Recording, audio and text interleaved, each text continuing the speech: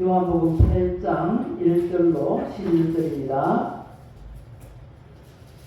예수는 감람산으로 가시니라. 아침에 다시 성전으로 들어오시니 백성이 다 나오는지라 앉으사 그들을 가르치시더니 서기관들과 바리새인들이 음행 중에 잡힌 여자를 끌고 와서 가운데 세우고 예수께 말하되 선생이여 이 여자가 가늠하다가 현장에서 잡혔나이다.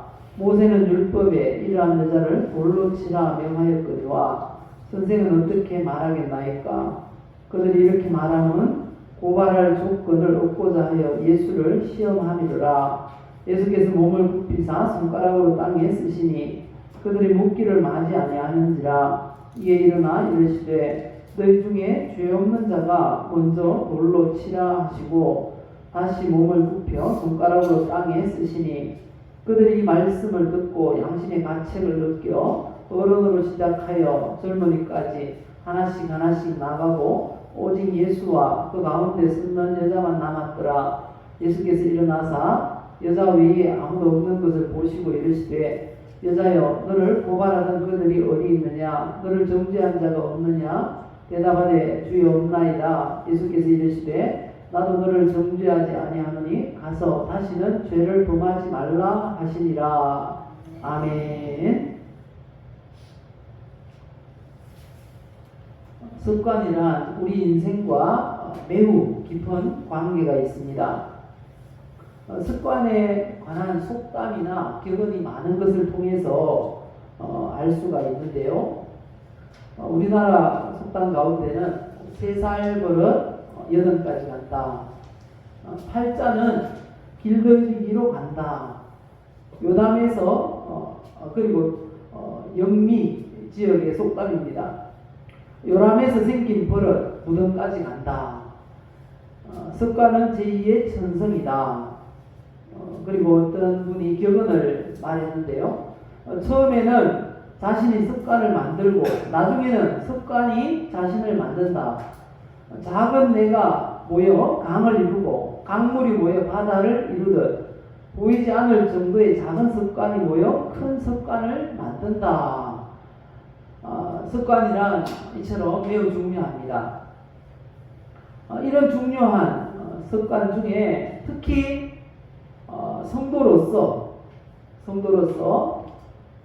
가장 이 관계가 있는 습관, 중요한 습관이 있습니다. 그 습관이 무엇인가 하면 말에 관한 습관입니다. 말, 언어의 중요성을 야고보 사도가 이렇게 강조하고 있습니다. 야고보서 3장 2절 이하의 말씀을 보시면요. 우리가 다 실수가 많으니 만일 말에 실수가 없는 자라면 곧 온전한 사람이라 이렇게 말합니다. 언어가 얼마나 중요한가 하면 온전한 사람을 규정하는데 그의 말이 온전한 사람이다 이렇게 규정을 한다는 것입니다. 제가 아내를 만나기 전에 아주 오래전에 선을 봤습니다. 선을 봤는데 선자리에 나가서 깜짝 놀랐어요. 왜냐하면 나온 그 상대방 아가씨가 너무 예쁜 거예요. 깜짝 놀랐어요. 그런데 그 환상이 확 깨지고 말았어요. 왜 깨졌는가 하니까 대화를 해보니까 말을 해보니까 영 아닌 거예요. 그래서 한 번 만나고 다시 안 만났어요. 말이란 그만큼 중요해요. 그 사람이 어떤 사람인가를 대화를 해보면 알 수 있는 겁니다. 그것처럼 오늘 말씀하시잖아요. 온전한 사람이다, 아니다 라는 것을 구분하는 것이 말이라고 그렇게 말씀을 합니다.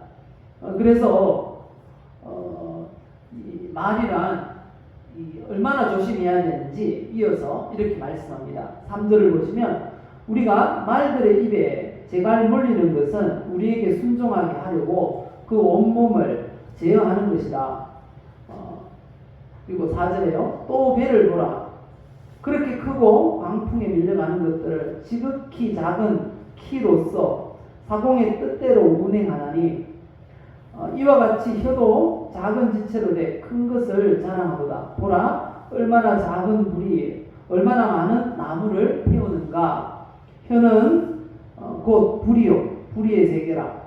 혀는 우리 지체 중에서 온몸을 더럽히고 삶의 수레바퀴를 불사르나니 그 사르는 것이 지옥불에서 나느니라.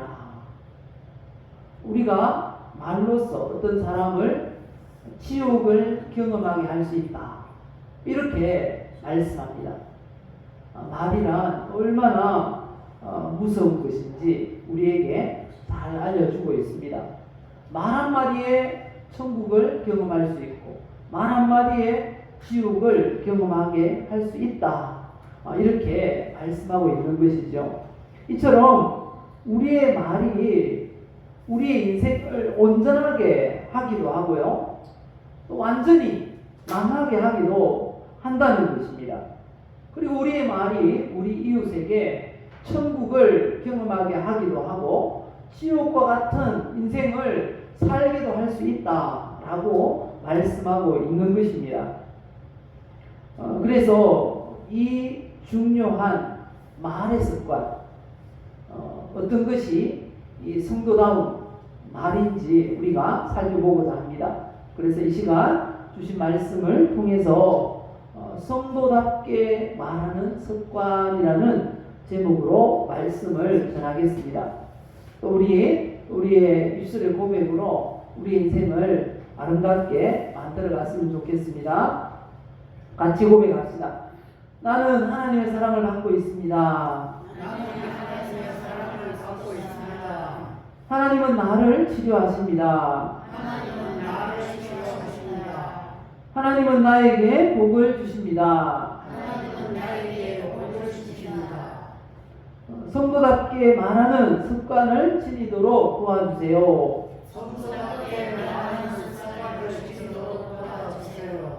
네, 우리가 입술로 고백한 대로 우리의 인생이 주님의 사랑을 받고 또 주님의 치유하심을 경험하고 또 주님의 복 주심을 경험하는 우리 모두가 되시기를 예수님의 이름으로 축복합니다. 오늘 주신 말씀을 통해서 예수님께서 우리의 모델이 되어주십니다. 말에 있어서도 모델이 되어주시는데요, 예수님께서 알려주시는 성도답게 말하는 습관 어떤 것이 있을까요? 그 첫 번째는 무엇입니까? 품위 있게 말하는 습관이라는 것입니다. 품위라고 할 때 이 품자가 한자로 보면 굉장히 재미있어요. 입구자가 3개가 붙어 있어요. 한 3명이 모여서 말하는 걸 들어보면 이 사람이 품위가 있나 없나를 알 수 있다는 거죠. 재밌지 않습니까? 근데 예수님은 말씀을 하시는데 얼마나 품위 있게 하시는지 몰라요.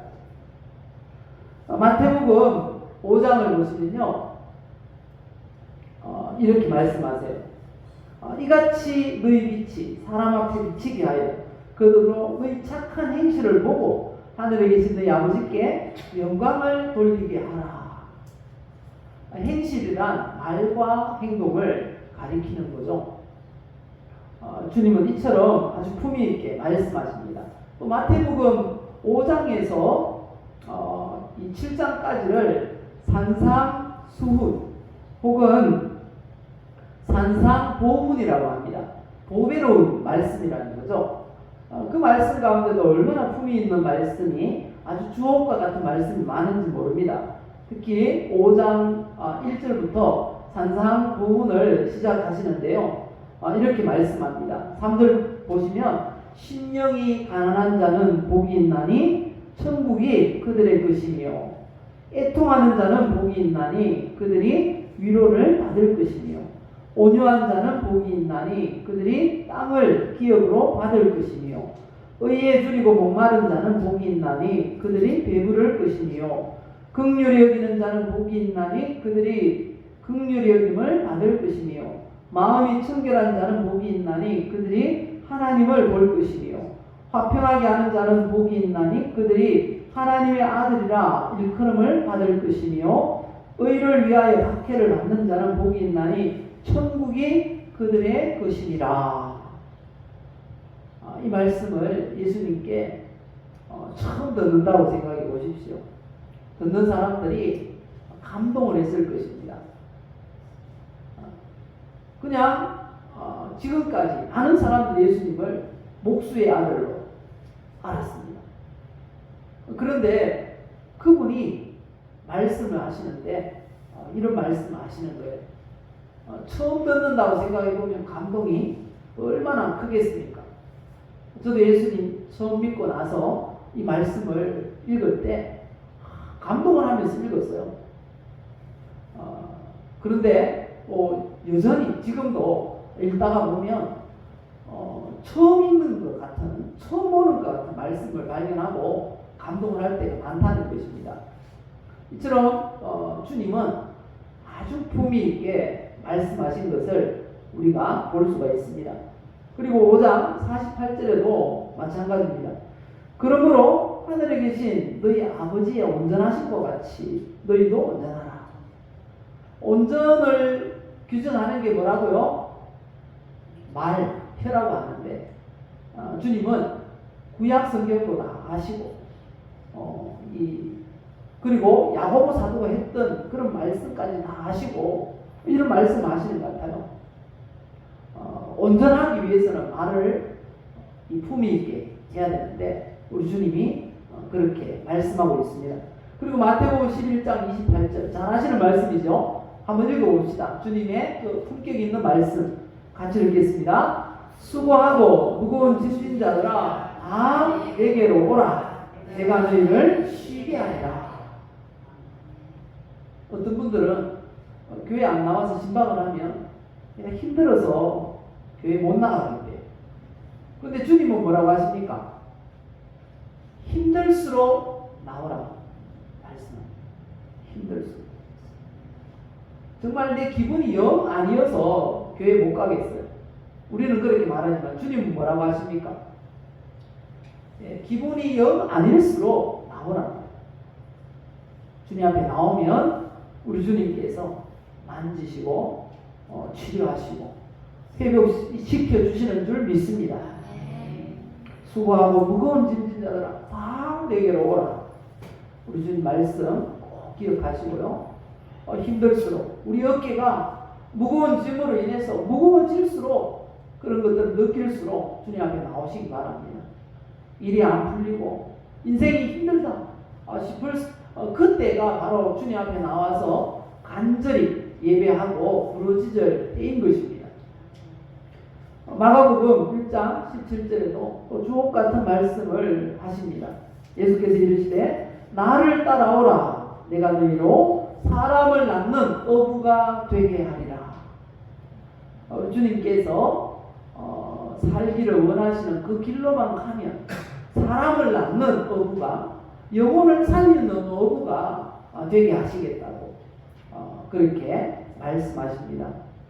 예수께서 이렇게 품격 있고 주옥 같은 말씀을 하실 수 있었던 이유는 예수님은 목적이 선했기 때문입니다.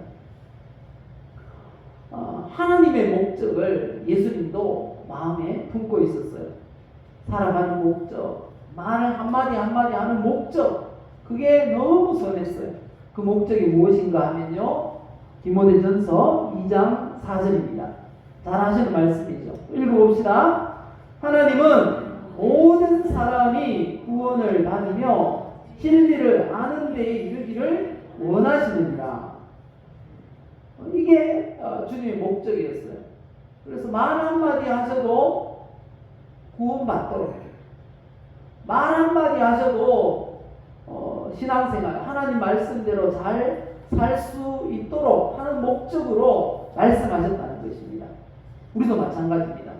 우리 이웃들과 말을 할 때도 목적이 중요합니다.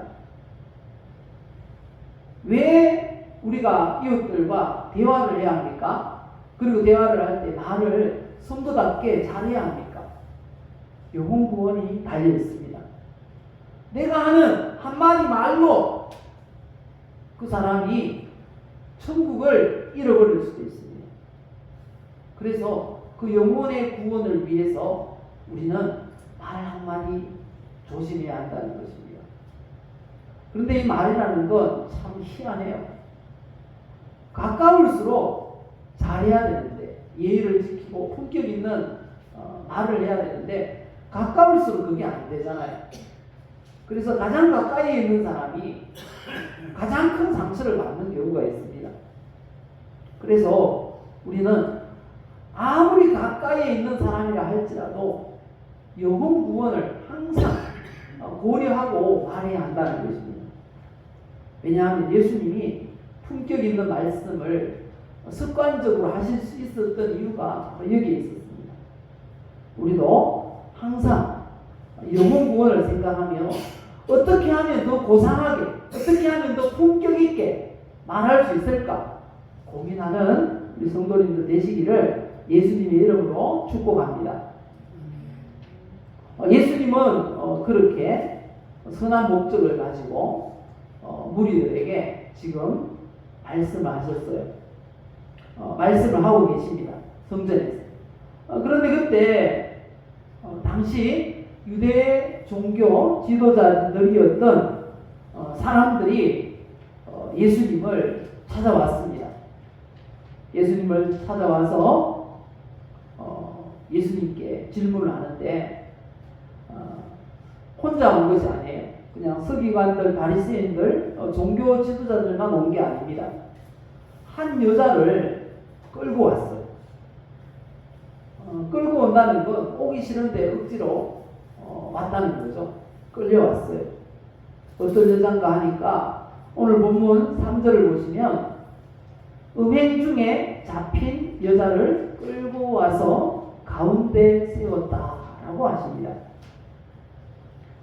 가늠하는 현장에서 잡혔다고 말을 합니다. 4절 보시면 예수께 말하되 선생이여 이 여자가 가늠하다가 현장에서 잡혔나이다. 그러면서 질문을 합니다. 모세는 율법에 이러한 여자를 돌로 치라 명하였습니다. 그런데 선생은 어떻게 말하겠나이까? 이렇게 질문합니다. 유대 종교 지도자들이 이렇게 질문한 목적이 뭘까요? 예수님을 살리고 예수님을 잘되게 하기 위해서 그렇게 지금 이런 질문을 할까요? 그 여인을 이 잘되게 하기 위해서, 선한 길로 인도하기 위해서 그런 목적을 가지고 그 여인을 끌고 왔을까요? 아니었어요. 6절 보시면 목적을 알 수 있습니다. 그들이 이렇게 말하면 고발할 조건을 얻고자 하여 예수를 시험하리라 이렇게 말씀하십니다. 예수님을 고발하기 위한 악한 목적으로 이런 질문을 했다는 것입니다. 그래서 알 수 있는 건 그 유대 종교 지도자들이 예수님을 선생님 이렇게 불렀어요. 선생님이라고 부르는 그 이면에도 아주 악한 그런 계획이 있어요. 그 당시 랍비 혹은 선생님으로 이렇게 불려졌던 사람들은 백성 중에 누가 질문을 하면 어떤 대답이든지 반드시 해야 되는 그런 불문율이 있었습니다. 선생님은 당연히 알려주어야 한다는 거예요. 좋은 길을 가르쳐 주어야 한다는 것입니다. 그래서 예수님을 고소하려고, 어쩌면 이 여인도 희생양인 것 같아요. 예수님을 고소할 조건을 찾고자 해서 고의로 유혹해가지고 간음하는 그 현장에서 여인을 잡으려고, 그리고 그 여인을 믿기로 해서 예수님을 넘어뜨리려고 그렇게 했던 것 같아요. 왜냐하면 간음을 했다라고 하면 두 사람이 간음을 하잖아요. 남자가 있고 여자가 있어야 되는데 끌려온 사람은 누굽니까? 여자만 끌려왔던 거죠. 그것을 보면 이 종교 지도자들이 예수님을 넘어뜨리려고 지금 덫을 놓은 건데 그 덫에 이 여인이 희생양으로 걸려든 것입니다. 그런 상황을 우리 주님이 아실까요? 모르실까요? 예, 그런 지금 상황이에요. 근데 놀라운 사실은 유대 종교 지도자들이 했던 말은 다 사실이에요. 성경에 보면 분명히 십계명에서 이 음행을, 간음을 금지하고 있다는 겁니다. 출애굽기 20장 14절을 보시면 이렇게 말씀하세요. 간음하지 말라. 아주 단호하게 말씀하고 있습니다. 그리고 간음하게 되면 어떻게 되는가? 거기에 대해서는 신명기 22장 20절 이하에 이렇게 말씀하고 있습니다. 그 일이 참되어 그 처녀에게 처녀의 표적이 없거든. 처녀의 표적이 없다라는 건 결혼하기 전에 간음을 했다는 것입니다. 그럴 경우 그 처녀를 어떻게 하는가? 그의 아버지 집에서 끌어내어 성읍 사람들이 그를 돌로 쳐 죽이라. 투석형을 선고했습니다. 그리고 22절을 보시면 22절에는 더 만약에 남자가 유부녀와 이렇게 분류를 했을 경우는 그게 드러났을 때는 남자도 여자도 둘 다 죽이라고 그렇게 명령하고 있습니다. 그런데 유대 종교 지도자들은 한 여인만 데리고 왔어요. 근데 그 하는 말은 성경에는 분명히 있는 말입니다. 예수님을 곤란하게 하려고 그런 질문을 했던 거죠. 모세는 분명히 죽이라고 하셨는데 예수 선생님 당신은 어떻게 말하겠소? 라고 지금 묻고 있는 것입니다. 그때 예수님이 어떻게 하셨을까요? 6절 하반절에 이렇게 말씀합니다. 예수께서 몸을 굽히사 손가락으로 땅에 쓰시니 이 말씀은 예수님이 아무것도 안 하셨다는, 아무 말도 하지 않으셨다는 겁니다. 말 안 하는 걸 뭐라고 하죠? 침묵입니다. 바로 두 번째 예수님으로부터 우리가 배울 수 있는 성도답게 말하는 습관은 바로 침묵하는 습관입니다. 그냥 무작정 말을 하지 않는 그런 침묵이 아닙니다. 모 정치인처럼 불리하니까 침묵하는, 말하지 않는 그런 침묵이 아니라는 것입니다. 예수님은 할 말이 없어서 침묵하신 게 아니고요. 침묵의 유익을 알려주시는 겁니다. 침묵을 통한 교훈을 우리에게 주고 계신 것입니다. 괴테라는 이 유명한 철학자는 이렇게 침묵에 대해서 명언을 남겼습니다. 언어는 성스러운 침묵에 기초한다. 그리고 막스 피카르트라는 이 철학자도 이렇게 말을 합니다. 침묵은 말이 없어도 존재할 수 있지만 말은 침묵 없이는 존재할 수 없다. 말에 침묵이라는 배경이 없다면 말은 아무런 깊이를 가지지 못한다. 침묵하다가 한마디 내뱉는 그 말에서 그 말의 깊음과 강조성과 중요도를 알 수 있다는 것입니다. 그렇습니다. 위대한 말, 필요한 말, 참으로 깊이 있는 말은 침묵에서부터 나온다라는 것입니다. 그리고 침묵은 인간적인 실수를 예방하는 방편이 되기도 합니다. 야고보서 3장 2절 보시면 읽었던 말씀이죠. 읽어보실까요?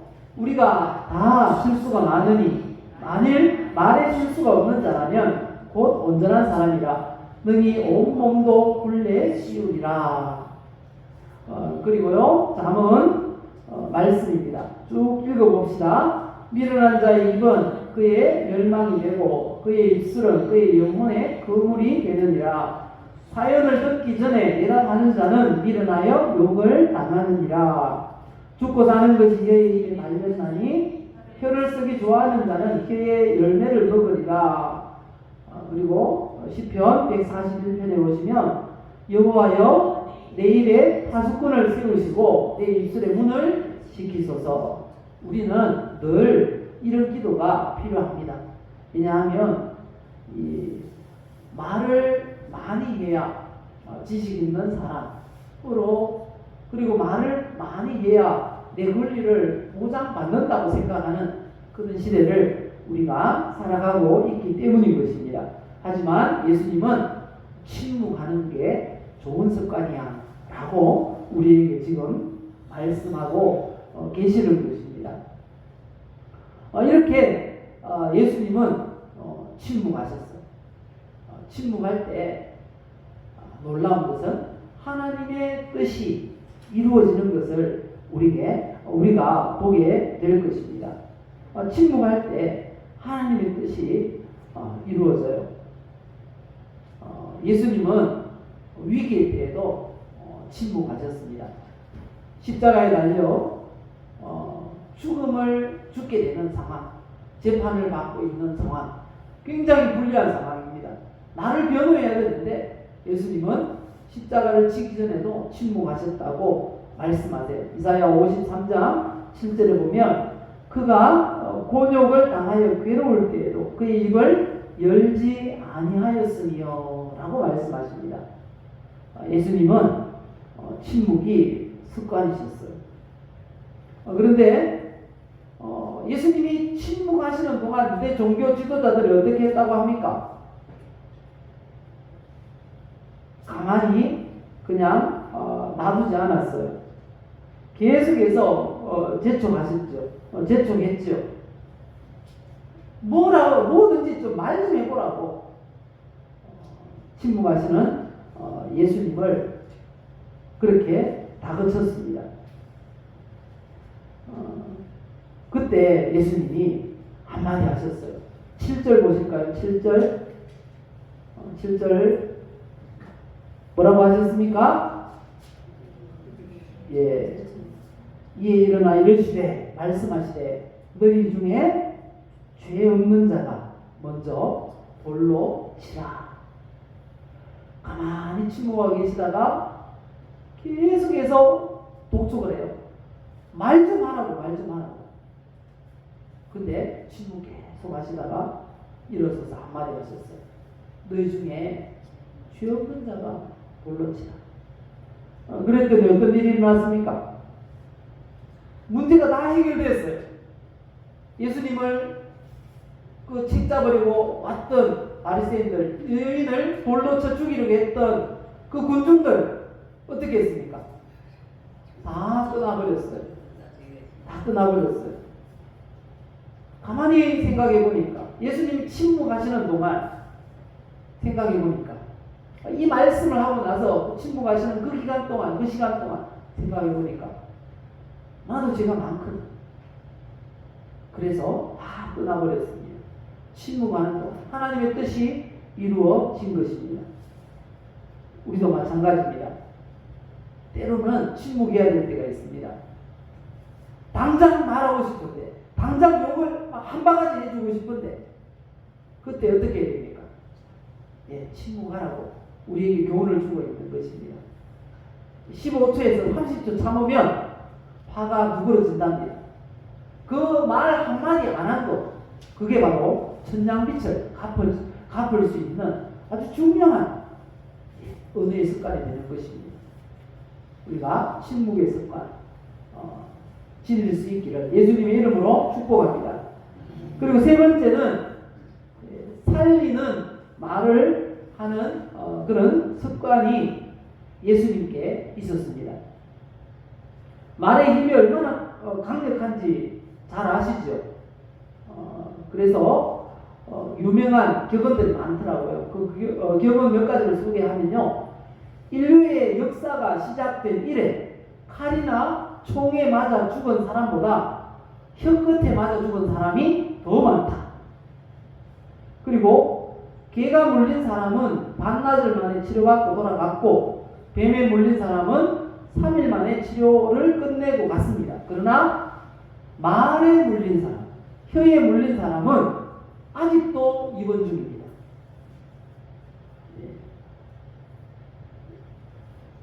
병원의 어떤 게시판에 적혀있는 글입니다. 이처럼 말로 인해서 입은 상처가 얼마나 큰지를 우리에게 말씀하고 있는 것이죠. 그런데 이 말들을 보면요, 오늘 본문에도 말들을 보면 딱 나뉘어요. 말을 지금 살리기 위해서, 사람을 살리기 위해서 하는 말인가, 죽이려고 하는 말인가 알 수 있잖아요. 바리새인 서기관들, 그 당시 종교 지도자들이었는데 그들은 어떤 말을 하고 있습니까? 죽이려는 말을 하고 있습니다. 반면에 예수님은요, 살리는 말을 하고 있다는 거죠. 그런데 왜 그 바리새인 서기관들이 죽이는 말을 하고 있을까요? 그 이유는 그들이 이 마음이, 내면이 이 악독이 가득해. 그래서 그렇다고 말씀합니다. 잠언에서는 마음에 악독이 가득한 사람을 악인이라고 그렇게 말을 합니다. 그리고 중요한 건 그들이 마음에 하나님이 없어요. 하나님을 두려워함이 없기 때문이라고 분명히 말씀하고 있습니다. 오늘 말씀 꼭 기억하시기 바랍니다. 습관이에요. 살리는 말을 하는 것도 습관이고 죽이는 말을 하는 것도 습관입니다. 오늘 예수님을 통해서 우리가 세 가지의 성도답게 말하는 습관을 배우게 됩니다. 자, 무엇인지 한번 생각해보고 기도하고 말씀 마치겠습니다. 첫 번째 무엇입니까? 품위 있게 말하는 습관. 두 번째는요, 신봉하는 습관. 마지막으로 살리는 말을 하는 습관. 꼭 기억하시기 바랍니다. 한 주간 살아갈 때 우리의 말이 어떤 사람을 천국으로 인도할 수도 있고 우리의 말이 그 사람을 지옥 가게 할 수도 있다. 꼭 기억하시기 바랍니다. 그래서 오늘 주님처럼 이렇게 말하는 습관을 지니도록 도와주옵소서. 이 시간 한번 기도하겠습니다. 우리 주여 한번 부르시고 힘차게 정성껏 최선을 다해서 기도하겠습니다.